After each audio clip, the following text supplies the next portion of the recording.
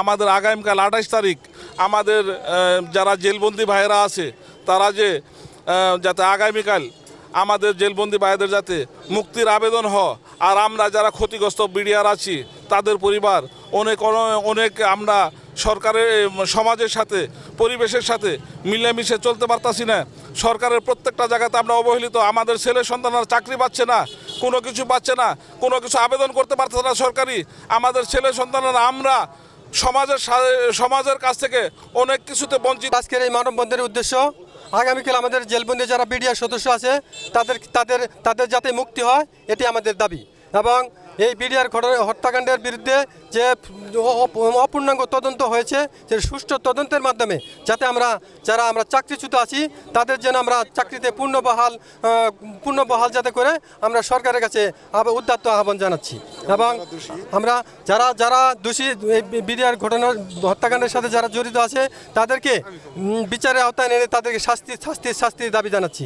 এবং আমাদের যারা বিডিআর সদস্য আমরা যারা চাকরিচ্যুত আছি আমাদের বিডিআর সন্তান আত্মীয় স্বজন ভাই বোনেরা আমরা সমাজে নিষ্পেষিত নির্যাতিত অবহেলায় মানবতার জীবনযাপন করছি।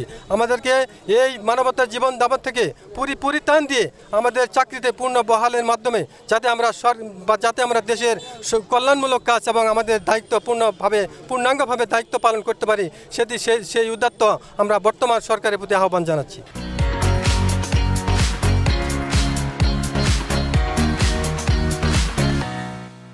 আসসালামু আলাইকুম। আমি বিডিআরদের মুক্তির দাবি জানাচ্ছি। আমার বাবা পিলখানা হত্যাকাণ্ডের সময় চাকরিতে কর্মরত ছিলেন। 36 ব্যাটালিয়নের আমার বাবা সিপাহী ছিলেন। আমার বাবা খালাস পেয়েও গত 15 বছর জামিন মেলেনি। আমাদেরও তো ইচ্ছা করে বাবার কোলে যেতে, বাবার হাত ধরে ঘুরে বেড়াতে। আমরা কেন পারি না? বাবার ডাক থেকে কেন আমরা বঞ্চিত? আমাদেরও তো ইচ্ছা করে বাবার সাথে কিছু কথা বলি, আনন্দে হাসি খেলা করি, কিন্তু আমরা পারি না। আমাদের পাশে আজ বাবা ছাড়া কেউ নেই। আমাদের অবলম্বন ছিল একমাত্র আমার বাবা, কিন্তু আমাদের পাশে আমার বাবা নেই। আমার মা খুব কষ্ট করে আমাদের 2 ভাই বোনকে পড়াশোনা করাইছে। আর যদি আমার বাবা থাকতো তাহলে আমাদের এত কষ্ট করতে হতো না, কষ্ট সহ্য করতে হতো না।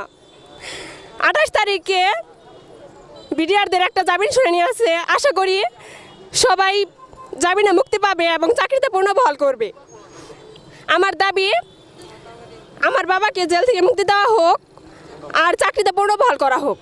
আমার দাবি সরকারের কাছে আমার স্বামী চাকরিতে পূর্ণবহাল চাই। আমার স্বামী এখন বর্তমানে দারোয়ানের চাকরি করে। আমার ছেলে মেয়ে নিয়ে অভাবে থাকি, বাবার বাড়িতে আমি থাকি, ঘর নাই বাড়ি নাই, লেখাপড়া করতে পারি না। ছোট একটা বাচ্চা 5 বছর, তারে আমি ঠিক মতো খাওয়াইতেও পারি না। মাননীয় উপদেষ্টার কাছে আমার চাওয়া পাওয়া সকল আইন উপদেষ্টার কাছে আমার একটাই অনুরোধ, আমার স্বামীর চাকরিতে পুনর্বহাল করা হোক।